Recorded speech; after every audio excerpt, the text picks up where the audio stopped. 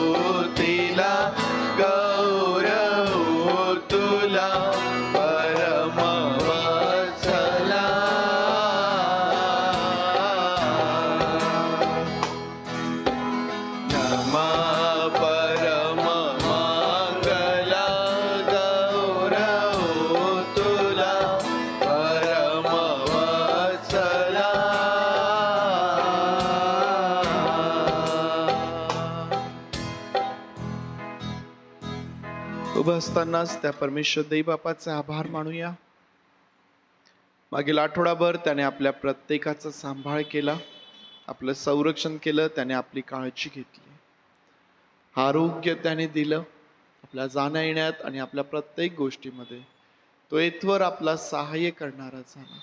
होय प्रभूची, आम्ही तुझ्या नावाला धन्यवाद धन्यवाद आणि धन्यवाद देतो. प्रभू देव बापा, आम्ही तुझी स्तुती करतो आणि आम्ही तुझ्या नावाला उंचावितो प्रभू, कारण तू थोर आहेस, तूच केवळ जिवंत आहेस माझ्या देवा, तूच अवघ्या सृष्टीचा आणि आमचा उत्पन्न करता आहेस माझ्या देवा.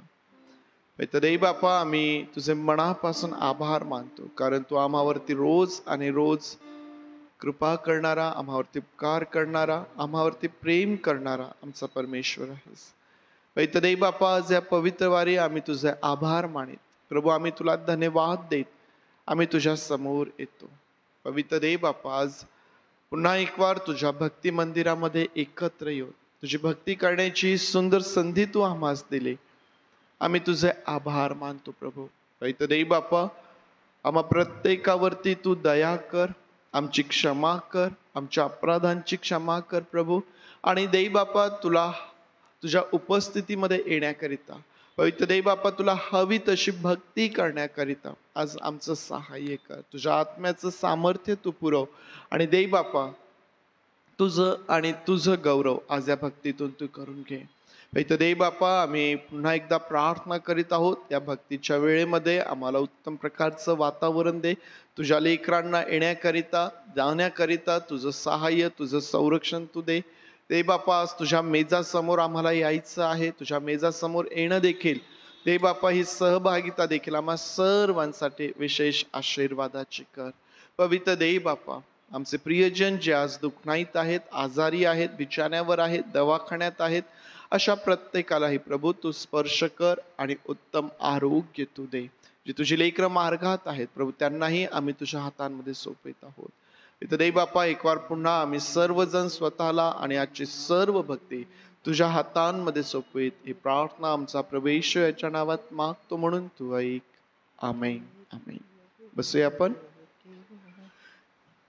गीत गात त्या प्रभू परमेश्वराला सर्व मान महिमा गौरव सन्मान देऊया. आपल्या सर्वांना येईल उपासना संगीतामधून 113 नंबरचे गीत, नाम येशूचे आवडे ते भय.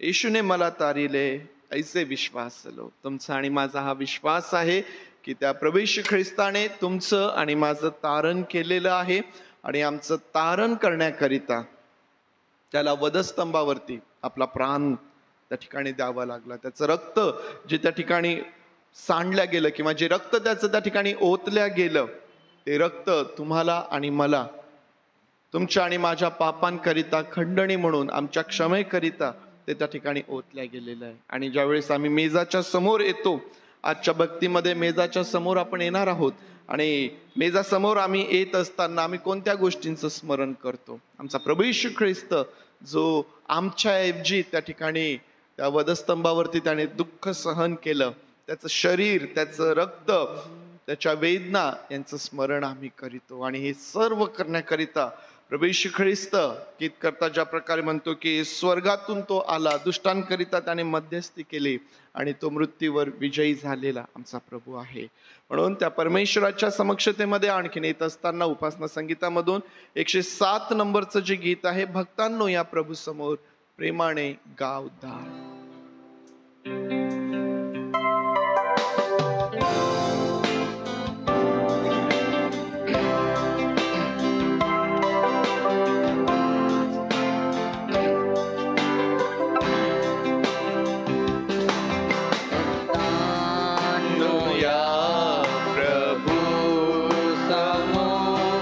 प्रेमाने गाऊ धाम. ख्रिस्ताची कृपा तो वंद्य तारणा. भक्तांनो या प्रभू समोर प्रेमाने गाऊ धाम. ख्रिस्ताची कृपा तो वंद्य तारणा. स्वर्गास त्याने सोडिले दराया अवतार. अमूल्य रक्त ओतिले तो वंद्य तारणा. दरा सर्व प्रसंगी भाव करी केवा. प्रभूचे सुवंदना तो वंद्य तारणा. टाळूनी सर्व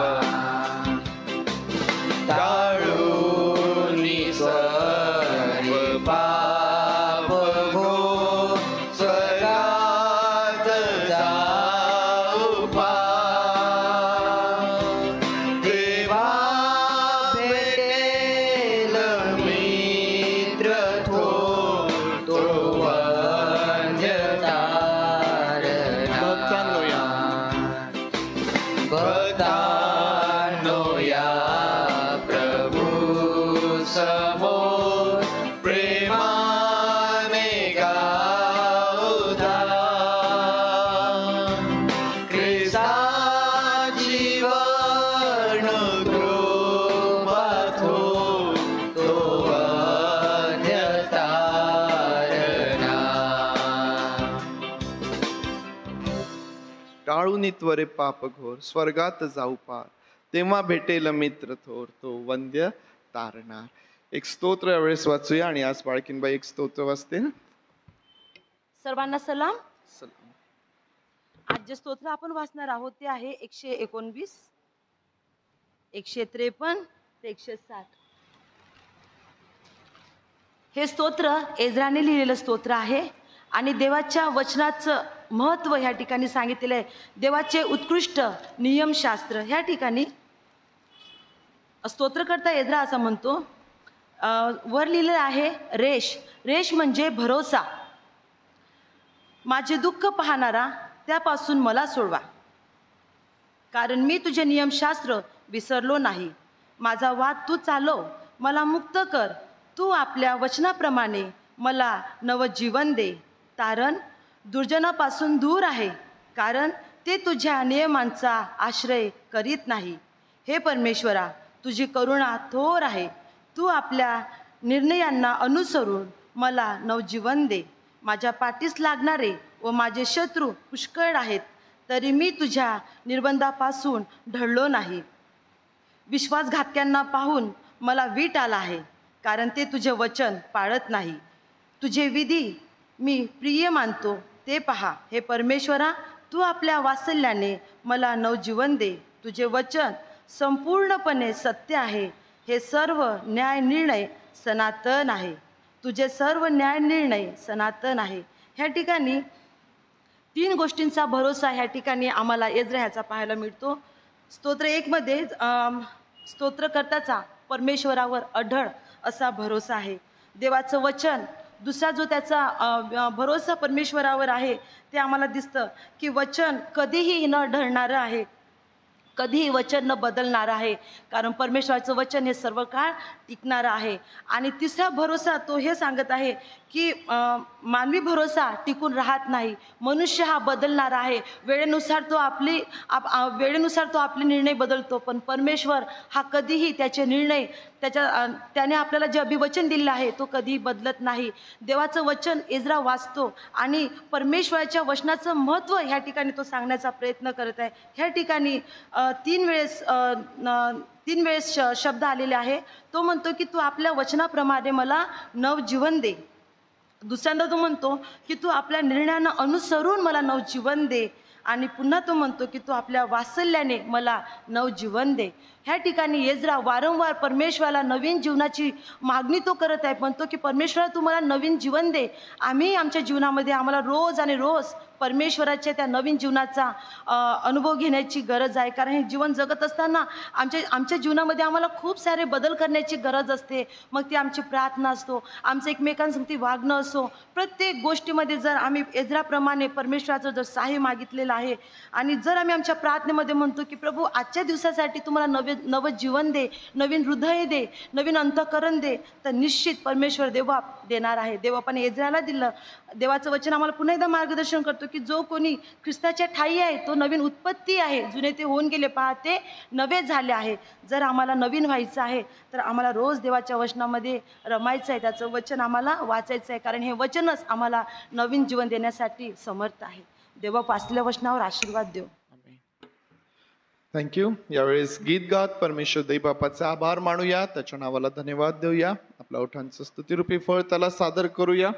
कॉयर पुढे येईल. आज मुला मुलींचं कंबाईन कॉयर असेल, पुढे येतील आणि त्यांच्या समवेत परमेश्वराची स्तुती आराधना आपण करूया. प्रभूच्या नावाने सर्वांना सलाम. मी आपणासाठी एक स्तोत्र वाचू इच्छितो. स्तोत्रसंहिता 95 1-2. या हो या, आपण परमेश्वराचा जय जयकार करू, आपल्या तारणदुर्गाचा जय जयकार करू. उपकार स्मरण करीत आपण त्याच्या पुढे जाऊ, स्तोत्रे गात त्याचा जय जयकार करू. या आपण सर्व गीत गाऊ व त्याच्या जवळ जाऊया. आपण त्याची महिमा करूया. पहिलं गीत आपण गाऊया, पतिता ये चल सूची व्हायला. उपासना संगीत 245.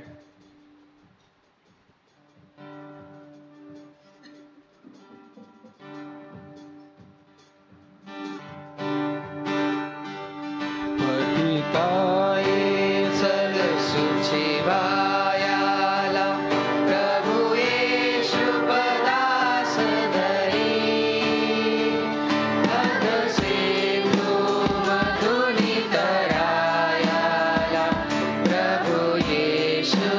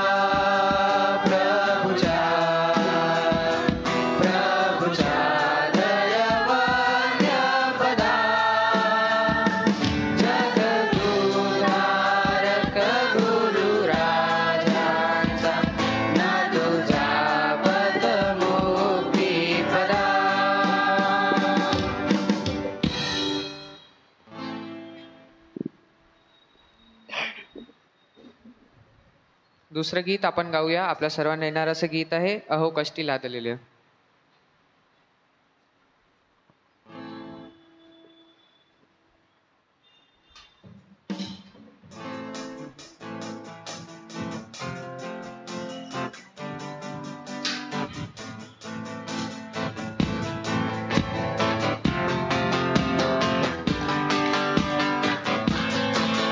अहो कष्टी लादलेले तुम्ही ख्रिस्तापाशी या.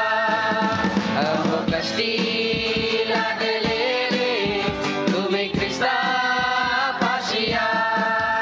नका राहू श्रमलेले त्याची कृपा आता घ्या. नका राहू श्रमलेले त्याची कृपा आता घ्या. नाही सतावो तरी तो पापिया.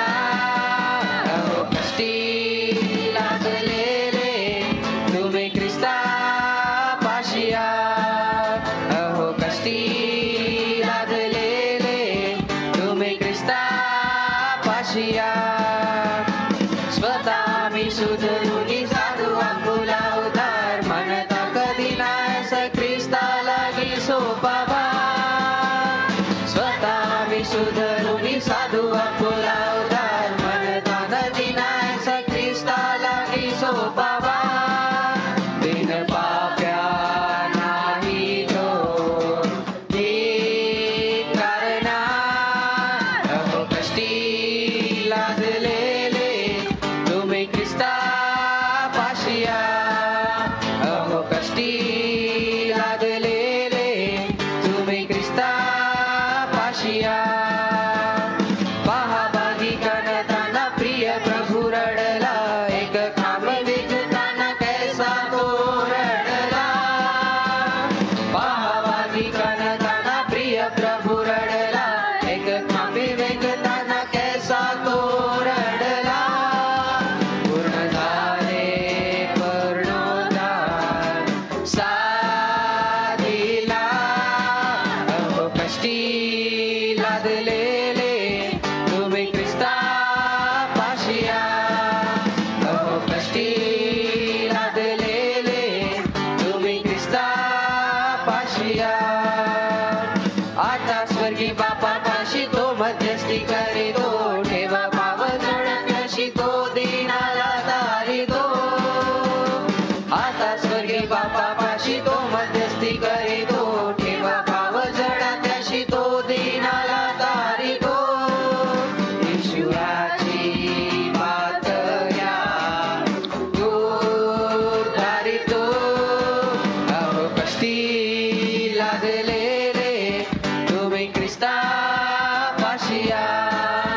अहो कष्टी लादलेले तुम्ही ख्रिस्तापाशी या.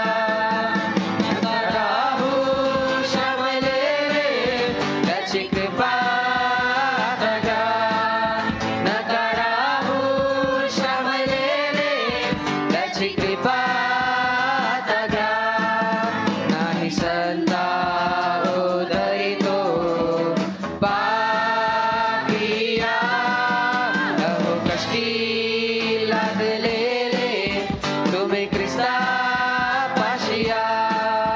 अहो कष्टी लादलेले तुम्ही ख्रिस्तापाशी या. अहो कष्टी लादलेले तुम्ही ख्रिस्तापाशी या. आपण सर्व कष्ट करणारे हो. आपल्या सर्वांच्या जीवनात खूप कष्ट असे प्रसंग येतात. तर तेव्हा हे गाणं आपल्याला सांगते, आपल्याला खूप सगळे वचन पण सांगतात की आपल्या जीवनात काही पण हो, आपल्या जीवनात किती पण कष्ट यावं, पण आपण देवाला सांगायचं व आपण त्याच्या जवळ जायचं. आपले सगळे प्रॉब्लेम्स नष्ट होतील. तसंच पुढचं गीत आपण गाऊया रक्तम जयम.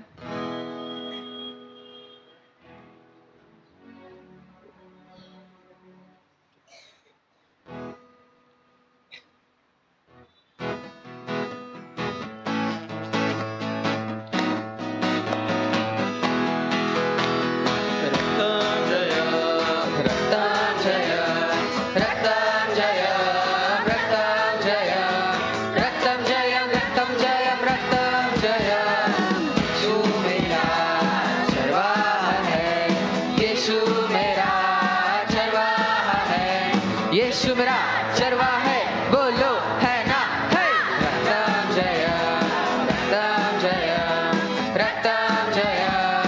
रक्तं जयं रक्तं जयं रक्तं जयं रक्तं जयं जीवन की रोटी यीशु ही है जीवन की रोटी यीशु ही है जीवन की रोटी यीशु ही है बोलो है ना है रक्तं जयं रक्तं जयं रक्तं जयं रक्तं जयं रक्तं जयं रक्तं जयं रक्तं जयं जीवन का जल यीशु ही है जीवन का जल यीशु ही है जीवन का जल यीशु ही है बोलो है ना है रक्तं जयं रक्तं जयं रक्तं जयं रक्तं जयं रक्तं जयं रक्तं जयं रक्तं जयं मेरा आनंद यीशु ही है मेरा आनंद यीशु ही है मेरा आनंद यीशु ही है बोलो है ना है रक्तं जयं रक्तं जयं रक्तं जयं रक्तं जयं रक्तं जयं रक्तं जयं रक्तं जयं आएगा लेने मुझको मसीहा आएगा लेने मुझको मसीहा आएगा लेने मुझको मसीहा बोलो है ना है रक्तं जयं रक्तं जयं रक्तं जयं रक्तं जयं रक्तं जयं रक्तं जयं रक्तं जयं मुक्ति दिलाए यीशु नाम शांति दिलाए यीशु नाम मुक्ति दिलाए यीशु नाम शांति दिलाए यीशु नाम यीशु दया का बहता सागर यीशु दया का बहता सागर यीशु है दाता महान यीशु है दाता महान यीशु है दाता महान यीशु है दाता महान मुक्ति दिलाए यीशु नाम शांति दिलाए यीशु नाम मुक्ति दिलाए यीशु नाम शांति दिलाए यीशु नाम चरणी में तूने जन्म लिया यीशु चरणी में तूने जन्म लिया यीशु सूली पे किया विश्राम सूली पे किया विश्राम सूली पे किया विश्राम सूली पे किया विश्राम मुक्ति दिलाए यीशु नाम शांति दिलाए यीशु नाम मुक्ति दिलाए यीशु नाम शांति दिलाए यीशु नाम हम पर भी यीशु कृपा करना हम पर भी यीशु कृपा करना हम है पापी नादान हम है पापी नादान हम है पापी नादान हम है पापी नादान मुक्ति दिलाए यीशु नाम शांति दिलाए यीशु नाम मुक्ति दिलाए यीशु नाम शांति दिलाए यीशु नाम हम सबके पापों को मिटाने हम सबके पापों को मिटाने यीशु हुआ बलिदान यीशु हुआ बलिदान यीशु हुआ बलिदान यीशु हुआ बलिदान मुक्ति दिलाए यीशु नाम शांति दिलाए यीशु नाम मुक्ति दिलाए यीशु नाम शांति दिलाए यीशु नाम क्रूस पर अपना खून बहाया क्रूस पर अपना खून बहाया सारा चुकाया दाम सारा चुकाया दाम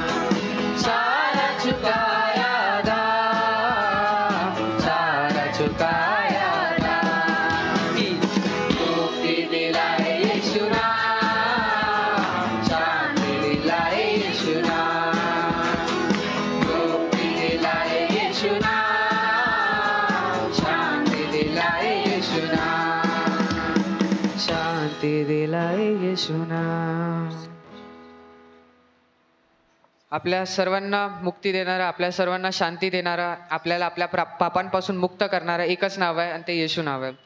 त्याच्यामुळं आपल्या सर्वांना पापांची क्षमा भेटलेली आहे. त्यांनी त्याचं रक्त क्रूसावर जेव्हा वाहवलं तेव्हा आपले पाप धुतले गेलते. आपण सर्व आपल्या जागेवर उभं राहूया.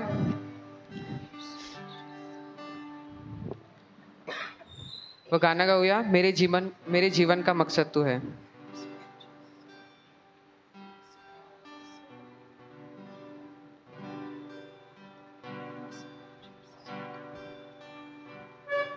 मेरे जीवन का मकसद है तू, मेरे जीने का कारण तू है. मेरे जीवन का मकसद तू है, मेरे जीने का कारण तू है. मैं जीऊं या मरूं, वो तेरे लिए है. तू मेरा प्रभु, तू मेरा प्रभु.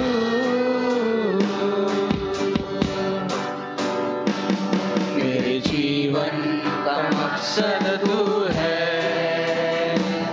मेरे जीने का कारण तू है. मेरे जीवन का मकसद तू है, मेरे जीने का कारण तू है. मैं जीऊं या मरूं, वो तेरे लिए है. तू मेरा प्रभु,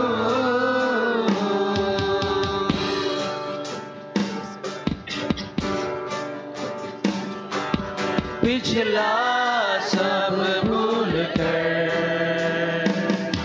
मैं आगे दौड़ा चलूं. जो मेरे लिए धन था उसको मैं त्याग दूं.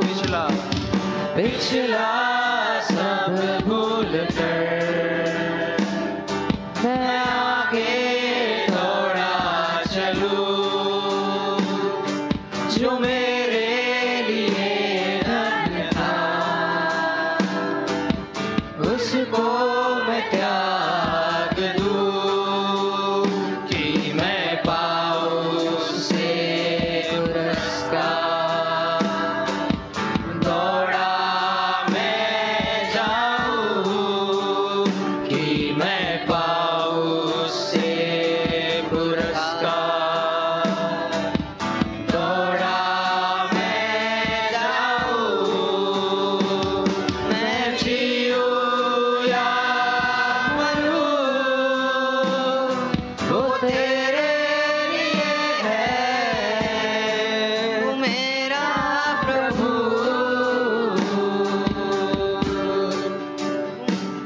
मेरे जीवन का मकसद तू है, मेरे जीने का कारण तू है. मेरे जीवन का मकसद तू है, मेरे जीने का कारण तू है. मैं जीऊं या मरूं,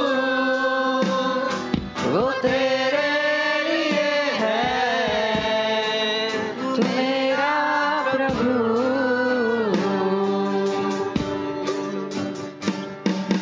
मुझ पर हुई है कृपा, बेकार न जाने दूं. जिसने मुझे है चुना उसकी और मैं बढ़ूं. मुझ पर हुई है कृपा, बेकार न जाने दूं. जिसने मुझे है चुना उसकी और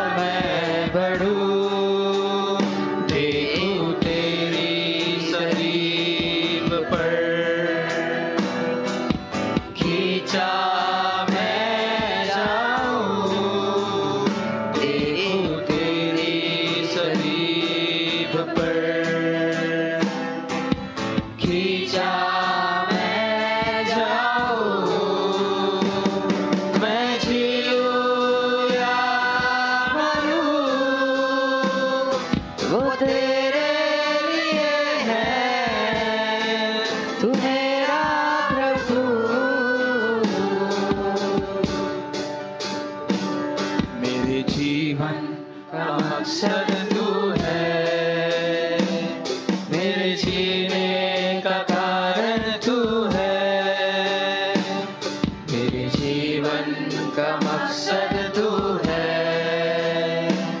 मेरे जीने का कारण तू है। मैं जीऊं या मरूं, वो तेरे लिए है, तू मेरा प्रभु,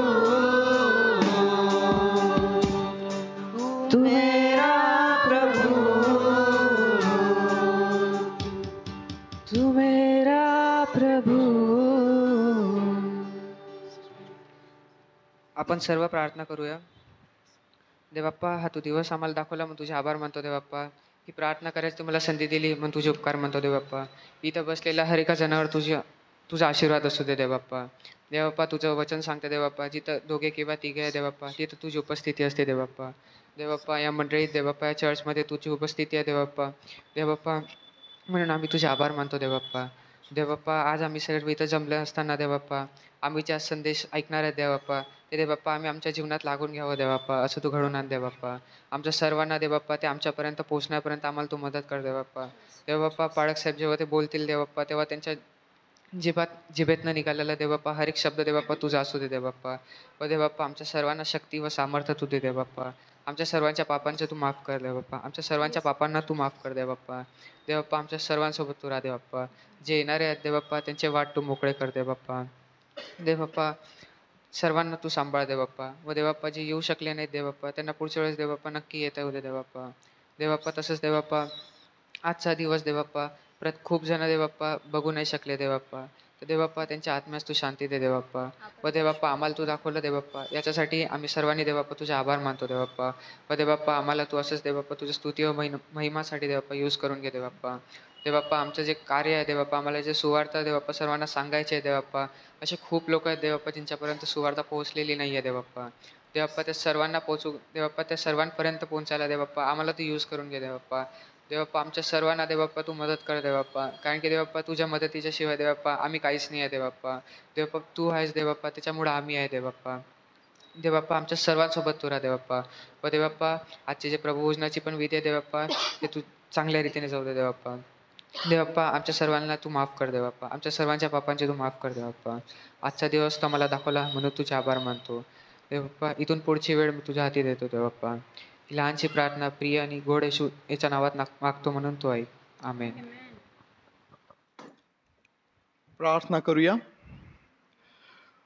पवित्र आणि प्रेमळ देव बापा, आम्ही तुझे आभार मानतो, स्तुती करतो आणि तुझ्या नावाला धन्यवाद देतो. तुझ्या उपस्थितीमध्ये, तुझ्या समक्षतेमध्ये आम्ही आहोत.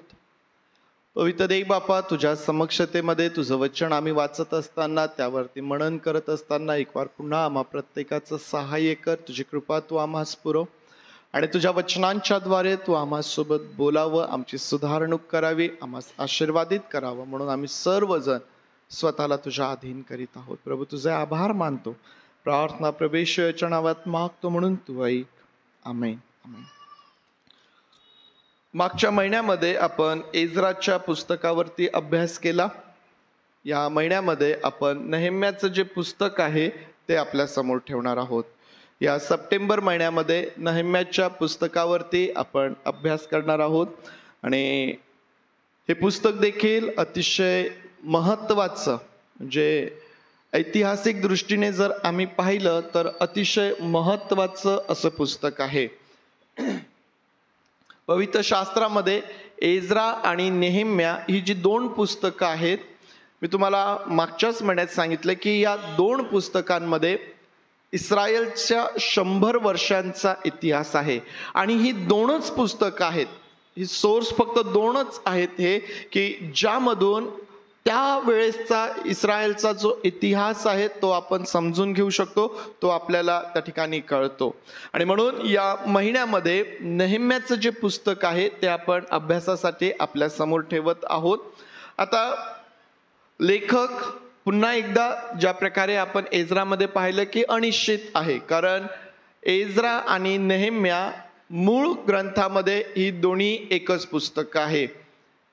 एज्रा आणि एज्रा 2. जसं पहिले इतिहास दुसरा इतिहास आहे तसं मूळ ग्रंथामध्ये पहिला एज्रा आणि दुसरा एज्रा अशा प्रकारे तुम्हाला पाहायला भेटेल. परंतु एज्रा आणि मग त्यानंतर नेहेम्याकडं आपण पाहत आहोत.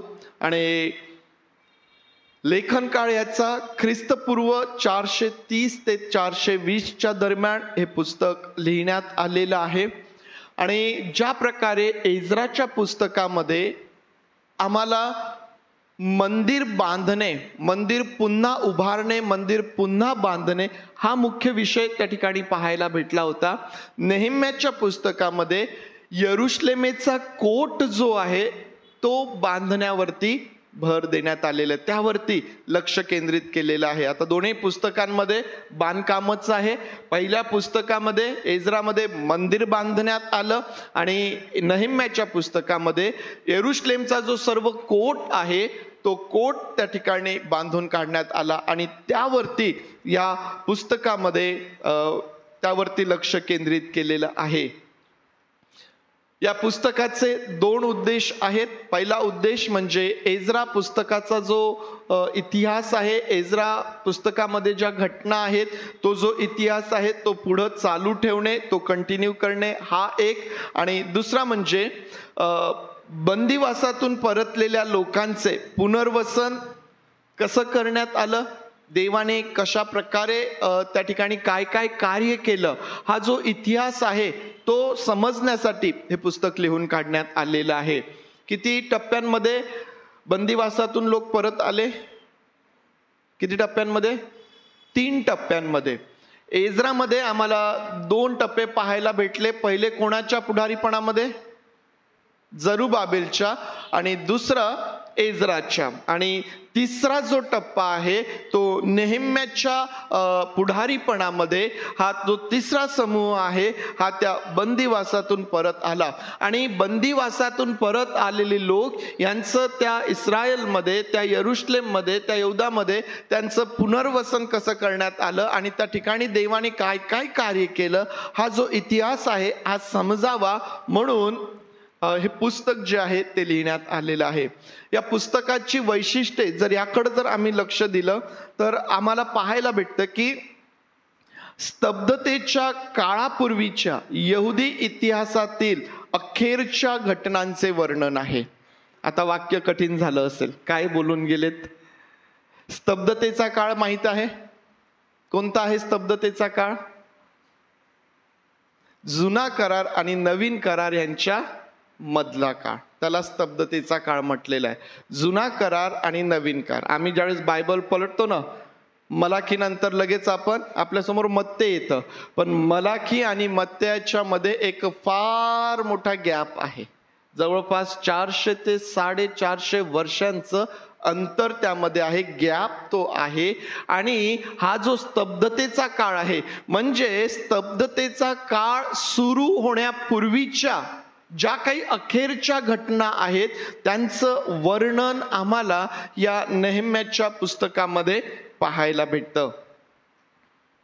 जुन्या करारातील जे शेवटचं पुस्तक आहे मलाखी, त्याची पार्श्वभूमी म्हणून देखील आम्हाला नेहेम्याचं पुस्तक पाहायला भेटतं. नेहेम्या आणि मलाखी यांचा कार्यकाळ जो आहे, यांच्या सेवेचा कार्यकाळ जो आहे हा सारखाच आहे.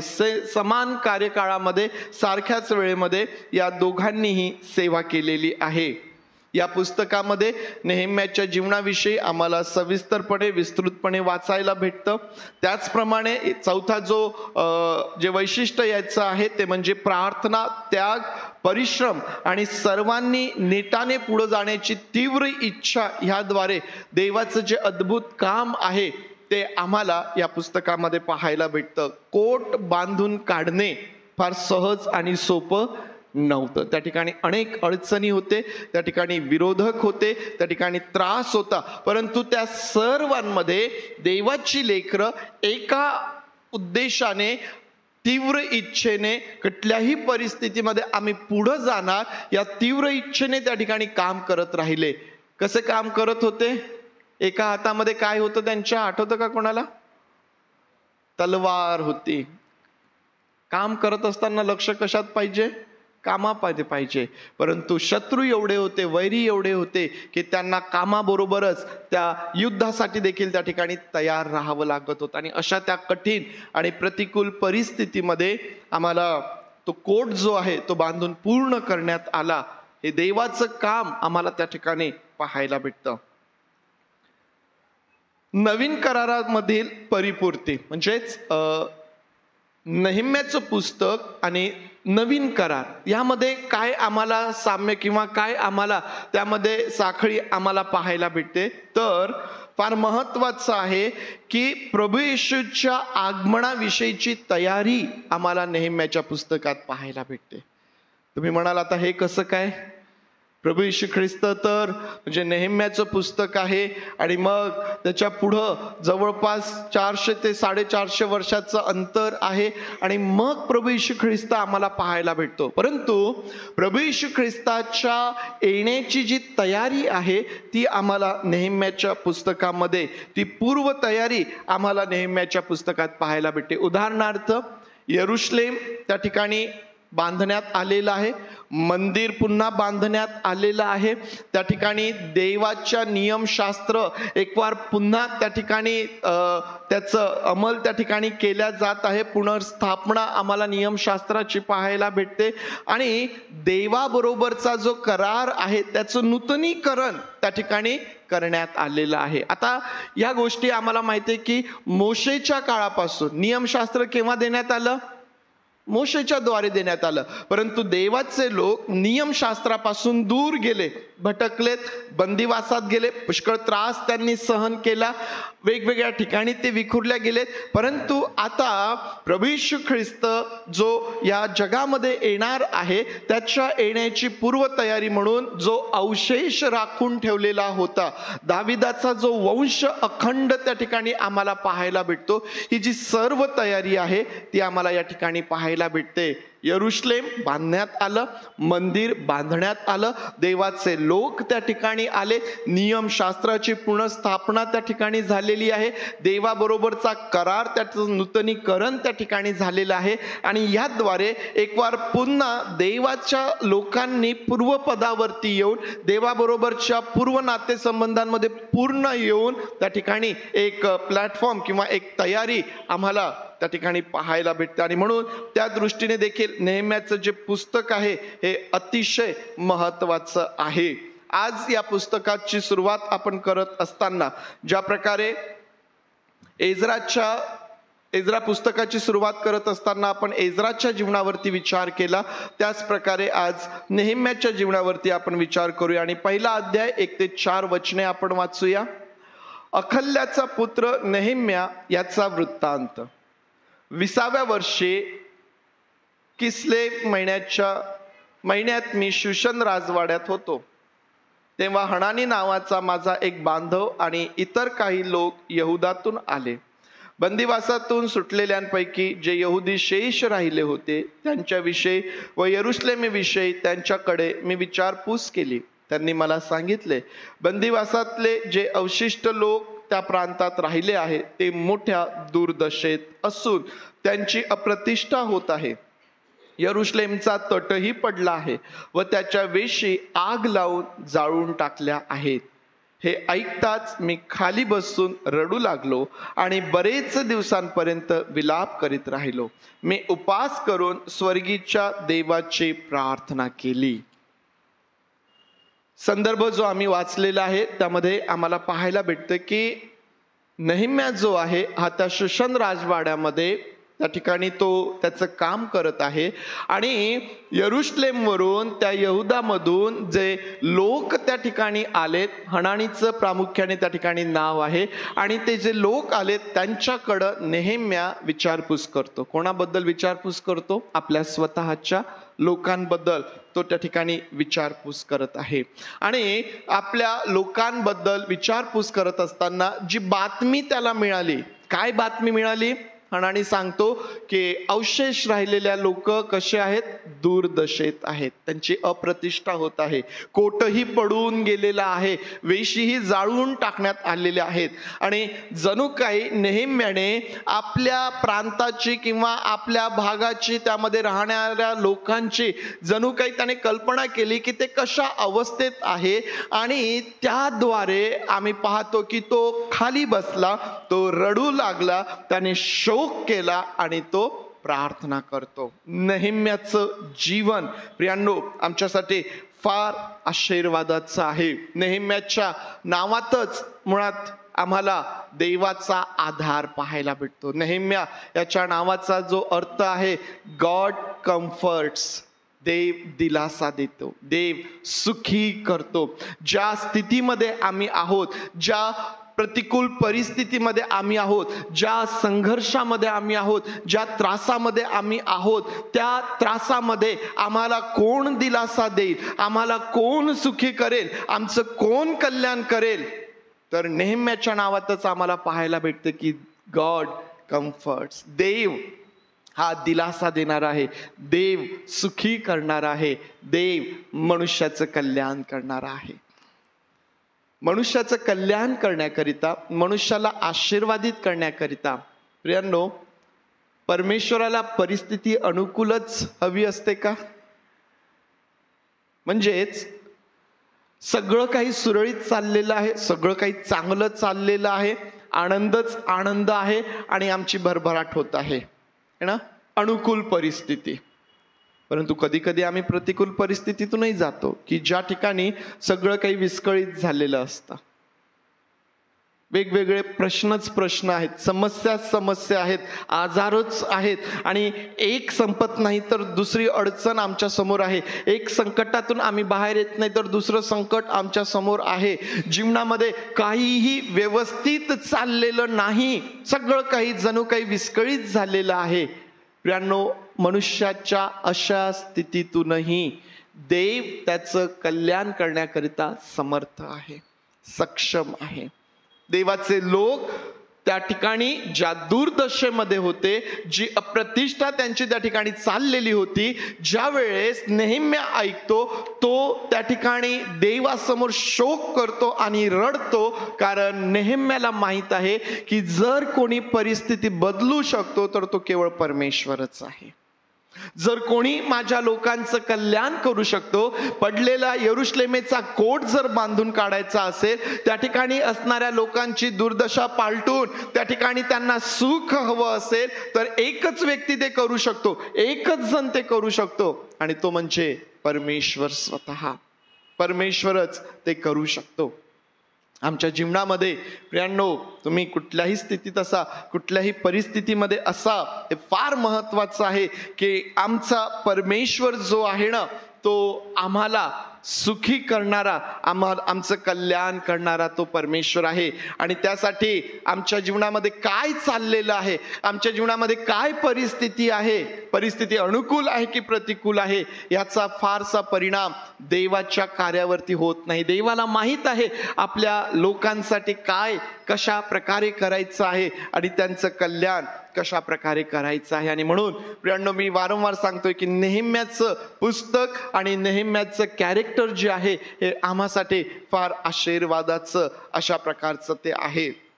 मग नेहेम्याच्या संदर्भात जर आम्ही विचार करत आहोत तर तो कोण होता आणि तो कसा होता, या संदर्भात जर आम्ही पाहिलं तर आम्हाला लक्षात येतं की हकल्याचा पुत्र नेहेम्या असा त्याचा उल्लेख केलेला आहे, आणि तो एक यहुदी त्या ठिकाणी आम्हाला पाहायला भेटतो. एक यहुदी आहे, परंतु कुठं आहे, कुठं आहे तो, कुठं आहे तो है ना, त्याच्या भागामध्ये आहे का तो, नाही, तो शुशन राजवाड्यात आहे. अर्थहशस्त राजा जो त्या ठिकाणी आहे त्याच्या त्या कारकिर्दीमध्ये, त्याच्या राजवाड्यामध्ये आम्ही नेहेम्याला पाहतो. अर्थहशस्त राजाचा खाजगी विश्वासू त्याला म्हटलेलं आहे, खाजगी विश्वासू सेवक तो आहे, राजाचा प्यालेबरदार तो आहे.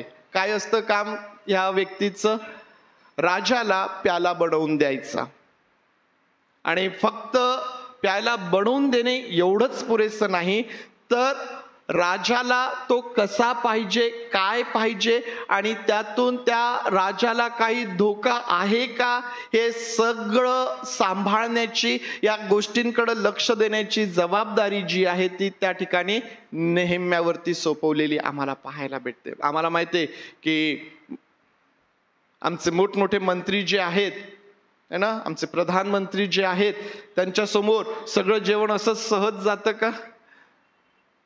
त्यांच्या सुरक्षेचा एक भाग असतो की ते काय करतात, ते काय खातात, काय नाही, या सर्व गोष्टींची पहिले तपासणी केल्या जाते. काही धोका आहे का, त्यात काही मिसळलेलं आहे का, त्यात काही विष वगैरे आहे का, त्यातून त्यांच्या जीवाला काही धोका निर्माण होईल का, या सर्व गोष्टींची खबरदारी घेतल्या जाते.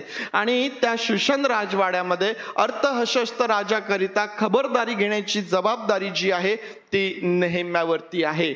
राजाला देण्याच्या आधी त्याला स्वतःला पहिले ते चाखून पाहावं लागतं की माझ्या राजाला यामधून काही धोका तर नाही ना. आणि त्यामुळं आम्ही पाहतो की या नेहेम्याने जे आहे या राजाचा विश्वास संपादन केलेला आहे. राजाच्या अगदी जवळचा खाजगी विश्वासू सेवक जो त्या ठिकाणी एका मोठ्या हुद्द्यावरती आम्ही त्याला पाहतो. त्याचा स्वभाव कसा आहे, तो कसा आहे, जर याचा विचार जर आम्ही केला तर विश्वासू आहे, प्रामाणिक आहे, प्रार्थनाशील आहे आणि विशेष म्हणजे देवावरती प्रेम करणारा आहे. नेहेम्या कसा आहे? नेहेम्या विश्वासू आहे, तो प्रामाणिक आहे, तो प्रार्थनाशील आहे आणि विशेष म्हणजे तो देवावरती प्रेम करणारा आहे. प्रियांनो, देवावरती प्रेम करणारी जी व्यक्ती असते ना, ती देवाबरोबर आणि मनुष्याबरोबर नेहमी प्रामाणिक आणि विश्वासू असते. समजतं? देवावरती प्रेम करणारी व्यक्ती ही देवाबरोबर आणि मनुष्याबरोबर नेहमी प्रामाणिक आणि विश्वासू असते. मग ती कुठेही असो ना, ती व्यक्ती कुठेही असो. आम्ही नेहेम्याला पाहतो की अजून तो त्या बंदिवासातून, त्या पारसामधून तो अजून इस्रायलमध्ये आलेला नाहीये. तो त्या ठिकाणीच आहे आणि तो त्या ठिकाणी असताना त्या दरबारामध्ये त्या राजाची सेवा तो करत असताना तो प्रामाणिक आहे, तो विश्वासू आहे. हा तर इस्रायली राजा नाही, हा तर यहुदी राजा नाही. मी का त्याची एवढी चांगली सेवा करावी, मी का त्या ठिकाणी प्रामाणिक असावं, मी का त्या ठिकाणी विश्वासू असावं, हा भाग त्या ठिकाणी नाही. देवाचे लोक जगाच्या पाठीवर कुठेही असू द्यात, ते कोणत्याही लोकांमध्ये असू द्यात, ते विश्वासणाऱ्यांमध्ये असू द्यात की ते अविश्वासणाऱ्यांमध्ये असू द्यात, ते ख्रिस्ती लोकांमध्ये असू द्यात की ख्रिस्तीतर लोकांमध्ये असू द्यात, ते आपल्या कुटुंबात असू द्यात, ते समाजात असू द्यात किंवा ते बाहेर कुठंतरी असू द्यात, ते कुठेही असू द्यात, ते मनुष्याबरोबर आणि देवाबरोबर प्रामाणिकच आम्हाला पाहायला भेटतात, विश्वासू पाहायला भेटतात. आणि म्हणून मित्रांनो, देवाने तुमची आणि माझी निवडच त्यासाठी केलेली आहे की आम्ही त्या आमच्या परमेश्वरावरती जे आमचं प्रेम आहे त्याचा परिणाम या जगामध्ये आमचा प्रामाणिकपणा आणि आमचा विश्वासूपणा या माध्यमातून जगाने पाहावं आणि जगाने देवाचं गौरव करावं, जगाने देवाकडं आकर्षित व्हावं, जगाने देवाकडं आकर्षित व्हावं. कोणाकडं पाहून? तुमच्याकडं आणि माझ्याकडं पाहून. देवाचे लोक हे प्रेम करणारे लोक आहेत. देवाचे लोक कसे असतात? देवाचे लोक कसे असतात हे ज्यावेळेस जगासमोर आम्ही याचा योग्य आणि खरा आदर्श ज्यावेळेस आम्ही ठेवतो, प्रियांनो, आम्हाला पाहायला भेटतं की लोक जे आहेत ना ते देवाकडं आकर्षित होतात. अनेक उदाहरणं तुम्हाला या संदर्भातले पवित्र शास्त्रामध्ये पाहायला भेटेल. नेहेम्याच्या संदर्भात तर आम्ही पाहतोच की तो त्या ठिकाणी असताना कशा प्रकारची सेवा तो त्या ठिकाणी देत आहे. दानियलही त्यालाही धरून देण्यात आलेलं होतं, बंदिवासामध्ये तो होता, परंतु त्याही ठिकाणी देवावरती प्रेम असल्यामुळं आम्हाला पाहायला भेटतं की दानियला कसं उंच करण्यात आलं. कोणत्या लोकांमध्ये? जे देवाचे लोक नाही किंवा ज्यांना त्या जिवंत देवाची ओळख नाही. योसेफ किती सहन केलं, योसेफाने किती सहन केलं. तो इस्रायल देशामध्ये तो उंच करण्यात आला का? इस्रायल देशामध्ये उंच नाही करण्यात आला. तो त्या ठिकाणी मिसर देशामध्ये उंच करण्यात आला. पकडून नेलं, विकण्यात आलं, खड्ड्यात टाकण्यात आलं, परंतु देवावरती प्रेम असल्यामुळं त्या पोटिफराच्या घरी देखील त्याचा प्रामाणिकपणा आणि त्याचा विश्वासूपणा आम्हाला पाहायला भेटतो. तिथंही आरोप लागलेत, तिथंही खोटे आरोप लागलेत, जेल बंद व्हावं लागलं, परंतु त्या जेलमध्ये असतानाही देवावरचं जे त्याचं प्रेम आहे ते आम्हाला त्याही ठिकाणी पाहायला भेटतं. त्याही ठिकाणी विश्वासू आणि प्रामाणिक तो आहे. देवाने तिथून काढलं, मिस्राच्या फारो समोर त्याला घेऊन आला आणि त्या फारो समोर आम्हाला पाहायला भेटतं की देवाने योसेफाला उंच केलेलं आहे. जेव्हा देवाचे लोक देवावरती प्रेम करतात ना, ते कुठंही असू द्यात, ते देवाकरिता उपयोगाचे आणि देवाच्या गौरवाचे पात्र म्हणून आम्ही त्यांना पाहू शकतो. प्रियांनो, नेहम्याचं जे कार्य आहे, नेहम्या कोण होता, कसा होता, याविषयी आम्ही विचार केला. नेहम्याने काय केलं हा प्रश्न जर आम्ही विचारला की नेहम्याने काय सेवा केली, नेहम्याने काय कार्य केलं, जर हा प्रश्न आम्ही विचारला तर नेहम्याचं सेवा कार्य जे आहे ते 2 टप्प्यांमध्ये आम्हाला शिकायला मिळतं. 2 टप्प्यांमध्ये आम्हाला ते पाहायला भेटतं. पहिल्या टप्प्यामध्ये आम्हाला पाहायला भेटतं की नेहम्याने एका समूहाचं पुढारीपण करून त्यांना तो यरुशलेमला घेऊन आला. यरुशलेमचा कोट जो आहे तो त्याने बांधून पूर्ण केला. आणि मी वारंवार सांगते की यरुशलेमचा कोट बांधणे बोलण्या एवढं सोपं नव्हतं. त्या ठिकाणी विरोधी होते, त्या ठिकाणी शत्रू होते, त्या ठिकाणी वैरी होते. बांधकाम कसं बंद करता येईल, त्या ठिकाणी त्यांना कसं अडचणीत आणता येईल, आपण त्यांनी केलेलं काम हे कसं उद्ध्वस्त करता येईल, सतत याच्या योजना त्या ठिकाणी सुरू होत्या. परंतु अशा प्रतिकूल परिस्थितीमध्ये आम्हाला पाहायला भेटतं की नेहम्याने तो कोट बांधून त्या ठिकाणी पूर्ण केला. त्याचं त्या भिंतीचं, त्या कोटाचं समर्पण त्या ठिकाणी ते केलं. हा त्याच्या सेवेचा पहिला टप्पा.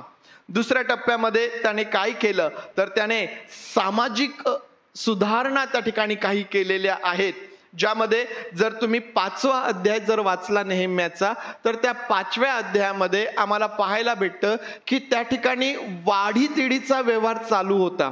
म्हणजेच अवशेष उरलेले लोक जे आहेत ते त्या बंदिवासातून यरुशलेममध्ये येऊन तर राहू लागलेत, परंतु यरुशलेममध्ये आल्यानंतर उपजीविका चालवण्यासाठी त्यांना त्या ठिकाणी काम करावं लागत आहे. त्या ठिकाणी त्यांना त्या राजाचा जो कर आहे तो भरावा लागत आहे. आणि म्हणून त्याकरिता ते पैशांची किंवा आर्थिक व्यवहारांची जुळवाजुळव करत असताना त्यांचे स्वतःचेच बांधव त्यांच्याकडून वाढीतिडीचा व्यवहार करत होते. आणि त्यामुळं त्या लोकांची आणखीनही परिस्थिती कठीण होत चाललेली होती. आणि म्हणून या लोकांनी जेव्हा नेहम्याकडे येऊन याची तक्रार केली, ज्यावेळेस ओरड केली, तुम्ही 5वा अध्याय जर घरी जाऊन पूर्ण वाचला तर तुम्हाला त्या ठिकाणी पाहायला भेटेल की नेहम्याने हा वाढीतिडीचा जो व्यवहार आहे तो त्या ठिकाणी बंद केला. त्याने आवाहन केलं लोकांना की तुम्ही ज्यांची शेते गहाण ठेवून घेतलेली आहे, जी घेऊन ठेवलेली आहे, ती त्यांना परत करून टाका आणि हा व्यवहार बंद करा. बांधवानेच, भावानेच भावाची लूट करावी काय, या प्रकारे आव्हान करून त्या ठिकाणी एक फार मोठा बदल त्या ठिकाणी त्याने घडवून आणलेला आहे. त्याचप्रमाणे जर 13वा अध्याय, नेहम्याचा 13वा शेवटचा अध्याय जर तुम्ही पाहिला तर त्या ठिकाणी देखील आम्हाला काही गोष्टी पाहायला भेटतात. नेहम्याचा 13वा अध्याय आणि 4 ते 12 वचने. यापूर्वीच अल्याशेब याजक, जो देवाच्या कोठड्यांचा रक्षक असून तोबियाचा आप्तो होता, त्याने तोबियासाठी एक मोठी कोठडी तयार केली होती. त्या कोठडीत पूर्वी अन्नबलीची सामग्री, ऊद, पात्रे आणि लेवी, गायक व द्वारपाळ यांना शास्त्रज्ञेप्रमाणे देवाचे धान्य, द्राक्षरस व तेल यांचे दशमांश व याजकास द्यावयाची समर्पित अशांची अर्पणे ही ठेवत असत. त्या कोठड्यांमध्ये एवढा सगळा वेळ मी यरुशलेमेत राहत नव्हतो. बाबेलचा राजा अर्थहशस्त याच्या कारकिर्दीच्या 32व्या वर्षी मी त्याच्याकडे गेलो आणि मग काही दिवसांनी मी राजाकडे रजा मागितली. नंतर मी यरुशलेमेस आलो तेव्हा अल्याशिबाने तोबियासाठी देवाच्या मंदिराच्या अंगणात एक कोठडी तयार केली आहे, ही गैर गोष्ट मला कळली. त्या तोबियासाठी देवाच्या अंगणामध्ये जी कोठडी बांधण्यात आली होती, ही गैर गोष्ट ज्यावेळेस नेहम्याला कळाली, प्रियांनो, त्याने त्या ठिकाणी त्याचा संसार जो आहे तो त्याने त्या ठिकाणाहून बाहेर फेकून दिला. मग माझ्या आज्ञेवरून त्यांनी त्या कोठड्या शुद्ध केल्या व मी देवाच्या मंदिराची पात्रे, ऊद, अन्नबलीची सामग्री ही पुन्हा त्यात ठेवली. मला आणखीन असे कळले की लेवीय न मिळाल्यामुळे, मुशहिरा न मिळाल्यामुळे कामावरले लेवी व गायक आपापल्या शेतावरून पळून गेले होते. मग मी अधिपतींशी वाद करून म्हणालो की लोकांनी देवाचे मंदिर का सोडून दिले आहे. नंतर मी त्यांना एकत्र करून त्यांच्या पूर्वीच्या ठिकाणी नेमले. 2 गोष्टी. एक, देवाच्या मंदिरामध्ये त्या अंगणामध्ये सुरू असलेला जो गैर गोष्ट जी त्याला आढळली त्यामध्ये त्याने सुधारणूक केली. आणि दुसरी गोष्ट आम्हाला पाहायला भेटते की मंदिरामध्ये सेवा करणारे जे लेवी आहेत पळून गेले होते. का पळून गेले होते? कारण त्यांना त्यांचं कुटुंब चालवण्याकरिता ज्याची गरज होती ते त्या ठिकाणी दिल्या जात नव्हतं. आणि म्हणून ह्या लेव्यांनी मंदिर सोडलं आणि ते पळून गेले. आपापल्या शेतांनी ते लोक काम करू लागले, कुटुंबाच्या उपजीविकेसाठी त्या ठिकाणी श्रम करू लागले. नेहम्याने ज्यावेळेस ही गोष्ट पाहिली त्याने अधिकारी लोकांसोबत त्या ठिकाणी त्या लोकांसोबत वाद घातला आणि प्रियांनो, त्याने सर्व लेव्यांना परत जमा केलं, मंदिरात सेवा करणाऱ्यांना परत त्याने जमा केलं आणि आपल्या त्या पूर्वपदावरती त्यांची नेमणूक केली, स्थापना केली. आणि तुम्ही जर पुढचं वचन वाचलं तर तुम्हाला कळेल की लोकांनी देवाचा दशमांश जे काही देवाच्या भांडारात आणण्याकरिता सांगितलेलं आहे ते त्या ठिकाणी आणू लागले आणि लेव्यांचा जो भाग आहे, त्यांचा जो हिस्सा आहे तो त्यांना परत मिळू लागला. सामाजिक सुधारणा आम्हाला पाहायला भेटतं की ज्याची गरज आहे, जो बदल करण्याची गरज आहे, ज्या सुधारणुकीची गरज आहे, त्या गोष्टी आम्हाला नेहम्याच्या जीवनामध्ये पाहायला भेटतात. इज्राच्याही संदर्भात आम्ही त्याला धर्मसुधारक आम्ही त्याला पाहिलेलं आहे.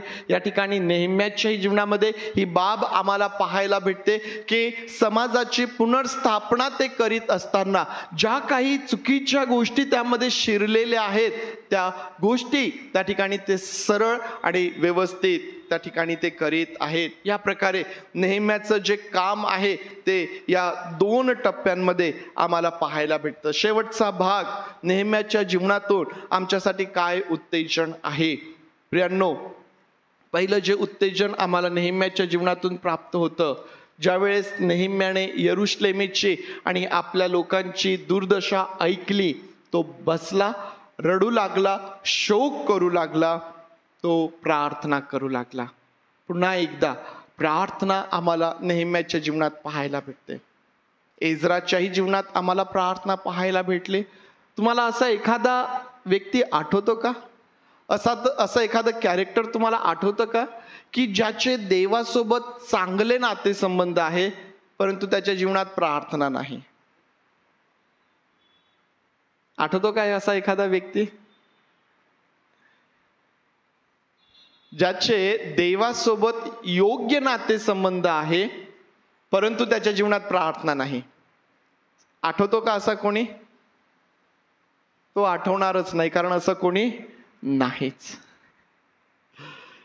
ज्या प्रत्येक व्यक्तीचे देवाबरोबर चांगले संबंध आहेत ना, त्या व्यक्तीच्या जीवनात प्रार्थना ही असणारच. प्रार्थनेशिवाय देवाबरोबरच्या नातेसंबंधांमध्ये चालणं अशक्य अशा प्रकारचं आहे. आणि म्हणून एज्राच्याही जीवनामध्ये आम्हाला प्रार्थना पाहायला भेटते, नेहम्याच्याही जीवनामध्ये आम्हाला प्रार्थना पाहायला भेटते.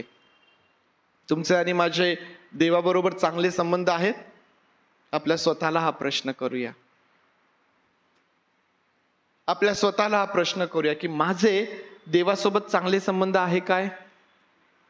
हो, मी प्रार्थना करतोय का? मी वचन वाचतोय का?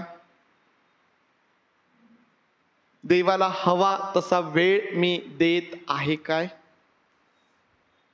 मी तर विश्वास ठेवला, माझा बाप्तिस्मा झाला, मी ख्रिस्ती म्हणून ओळखल्या जातो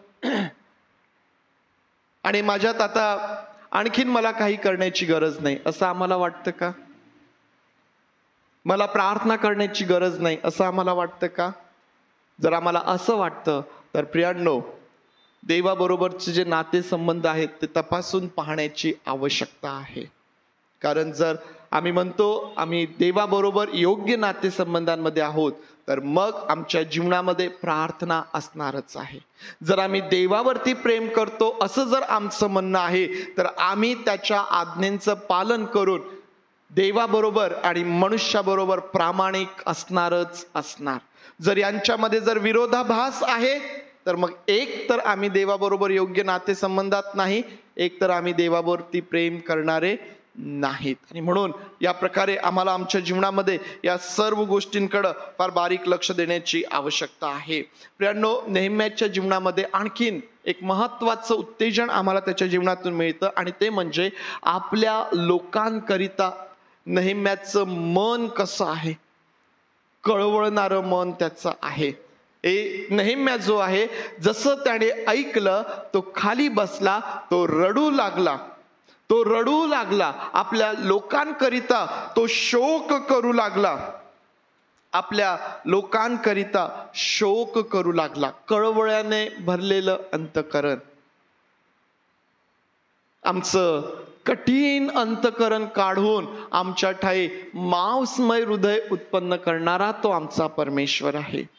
कदाचित मी पूर्वी फार रागिष्ट स्वभावाचा असेल, कदाचित पूर्वी मी कोणालाही क्षमा न मागणारा, क्षमा न करणारा असेल, कदाचित पूर्वी मी कोणाकडेही पाहिल्यानंतर कोणाचीही कितीही दुर्दशा पाहिल्या तरी माझ्या मनावर त्याचा काहीही परिणाम होत नसेल. परंतु आम्ही प्रभू येशू ख्रिस्तावर विश्वास ठेवला. आम्ही जर प्रभू येशू ख्रिस्तावरती विश्वास ठेवलेला आहे, तर प्रियांनो, आपल्या लोकांकडे पाहून आपलं मन कळवळणारं मन असेल. आम्हाला त्यांच्यासाठी काय करता येईल हा विचार आमच्या मनामध्ये असेल. प्रभू येशू ख्रिस्त जेव्हा या जगामध्ये आला आणि ज्यावेळेस त्याने लोकांकडे पाहिलं, आम्हाला प्रभू येशू ख्रिस्ताचा कळवळा, त्याचं मन आम्हाला पाहायला भेटतं. प्रियांनो, तेच मन, तोच कळवळा या ठिकाणी प्रत्येक विश्वासणाऱ्यांकरिता आहे. ते मन आम्हाला पाहिजे प्रियांनो, तो कळवळा आम्हाला पाहिजे. त्याची गरज आम्हाला आहे आमच्या जीवनामध्ये. आम्ही सेवा करणारे लोक आहोत. मी तुम्हाला मागेही सांगितलं की आपण सर्व पुढारी आहोत. पुढाऱ्यांच्या जीवनामध्ये प्रार्थनेबरोबरच सेवेसाठी जे मन पाहिजे ना, ते मन आम्हाला नेहम्याकडून आम्हाला शिकायला मिळतं. प्रियांनो, दैवी कार्याकरिता त्याचं समर्पण आम्हाला पाहायला भेटतं. काय गरज होती बरं नेहम्याला? चांगला राजदरबारात बसलेला व्यक्ती होता, रोज राजाच्या सोबत तो आहे, अतिशय सुखी जीवन त्याचं त्या ठिकाणी आहे. काही गरज नाही. माझ्या देशाची दुर्दशा झालेली आहे, कोट पडलेला आहे, लोक दुर्दशेत आहेत, ते त्यांचं पाहून घेतील, मला काय करायचं आहे? नाही. मन कळवळलं ना, देवाने सेवेचं उत्तेजन दिलं ना, मग आता सेवा करायची आहे. मग काय करावं लागणार आहे? त्याग करावं लागणार आहे. काय त्याग करावं लागेल? सुखात असलेलं जीवन आता दुःखात टाकावं लागणार आहे. त्या राजदरबारातून निघून कुठं जावं लागणार आहे? अशा ठिकाणी की जिथल्या वेशी पडलेल्या आहेत, जिथला कोट पडलेला आहे, जिथले लोक दुर्दशेत आहेत, त्या ठिकाणी जावं लागणार आहे. आपल्या कम्फर्ट झोन मधून बाहेर निघावं लागणार आहे. त्या सुख सोयीच्या जीवनामधून आता बाहेर निघावं लागणार आहे. परंतु नेहम्या त्यासाठी तयार आहे. फक्त त्यागच नाहीये बरं, फक्त त्यागच नाहीये, धोके देखील त्या ठिकाणी आहेत, संकट त्या ठिकाणी आहेत. तुम्ही नेहम्याचं पुस्तक ज्यावेळेस वाचाल त्यावेळेस तुम्हाला समजेल की कशा प्रकारे नेहम्याचा घात करावा म्हणून त्या ठिकाणी योजना आखण्यात आल्यात.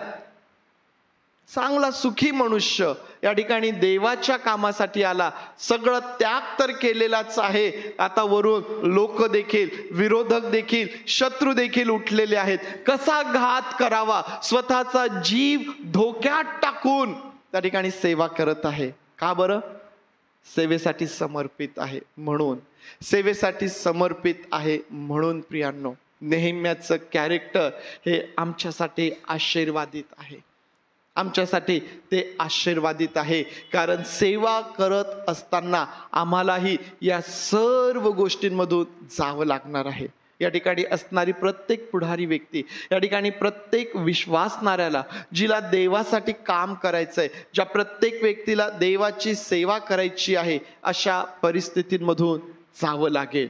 परंतु घाबरण्याची गरज नाही, कारण ज्या देवाने बोलावलेलं आहे, ज्या देवाने पाचारण केलेलं आहे, तो सोबत आहे. परंतु आम्हाला हिमतीने, धीराने, खंबीर राहून आम्हाला देवाचं जे काम आहे ते आम्हाला पुढं आणि पुढं घेऊन जायचं आहे. प्रियांनो, परमेश्वर देवबाप ही वचने आपल्याकरिता आशीर्वादाची करोत. या आपले डोळे आपण बंद करूया. आणि आज जे देवबापाचं वचन आमच्याकरिता आहे, नेहम्याच्या जीवनामधून पुन्हा एक असा पुढारी ज्याने ते सुख सोयीचं जीवन सोडलं आणि देवाच्या कामाकरिता प्रतिकूल परिस्थितीमध्ये त्याने स्वतःला आणलं. आज या नेहम्याच्या जीवनाकडून देव आमच्याशी काय बोलतो? आम्ही देवावर प्रेम करणारे आहोत? आम्ही देवाबरोबर योग्य नातेसंबंधांमध्ये आहोत काय?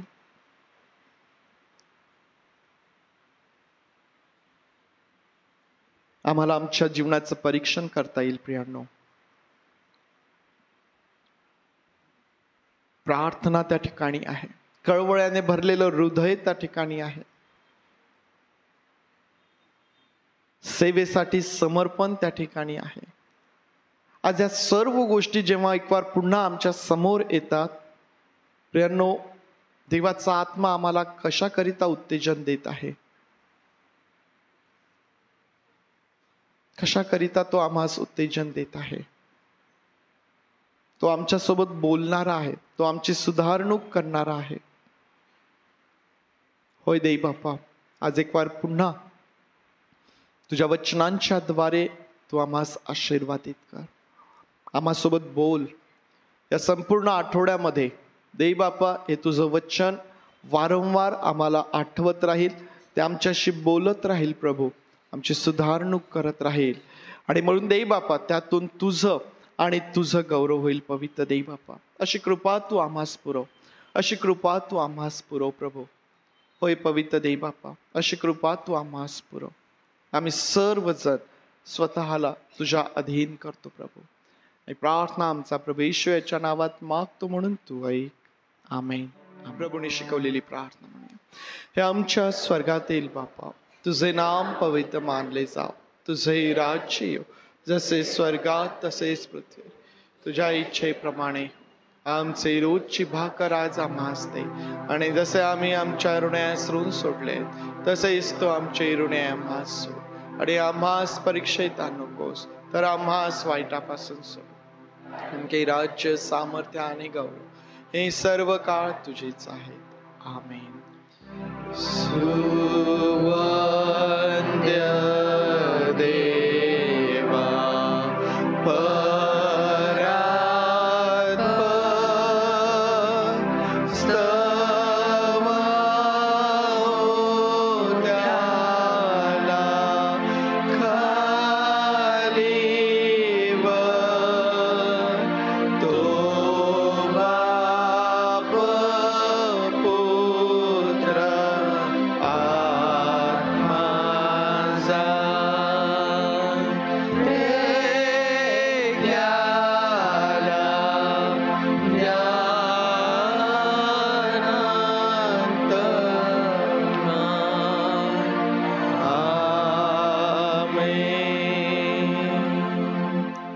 आता ज्या प्रभू येशू ख्रिस्ताचं रक्त हे नवीन कराराचं रक्त आहे, त्या प्रभू येशू ख्रिस्ताची कृपा, देव बापाची प्रीती आणि पवित्र आत्म्याची सुसंगती तुम्हा बरोबर प्रभू येशू ख्रिस्त येईपर्यंत सदोदित असो.